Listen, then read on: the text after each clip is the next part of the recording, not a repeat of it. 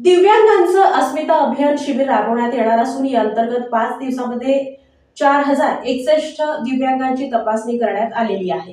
पंढरपूर अक्कलकोट तालुक्यात शिबिराला उत्स्फूर्त प्रतिसाद। उर्वरित तालुक्यातील शिबिर यशस्वी होण्यासाठी सर्व यंत्रणांनी समन्वय ठेवावा।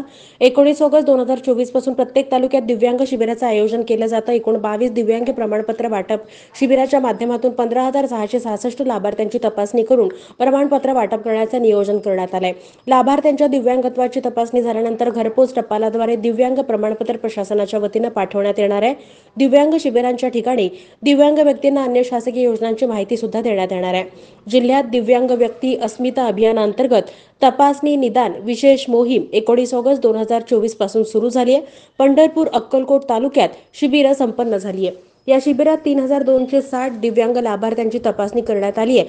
तर 26 ऑगस्ट रोजी शिबिराच्या 5व्या दिवशी बार्शी येथे 801 लाभार्थ्यांची तपासणी करण्यात आली असून एकूण 4061 लाभार्थ्यांनी या विशेष मोहिमेअंतर्गत तपासणी करून घेतलेली असल्याची माहिती जिल्हाधिकारी कुमार आशीर्वाद यांनी दिली आहे। जिल्ह्यात ही मोहीम 19 ऑगस्ट ते 23 सप्टेंबर पर्यंत राबवण्यात येणार असून या अंतर्गत तालुक्यात 2 दिवस याप्रमाणे 22 शिबिरांचं आयोजन करण्यात आलेलं असून 15,666 दिव्यांग लाभार्थ्यांना तपासणी करून प्रमाणपत्र देण्याचं नियोजन करण्यात आलंय।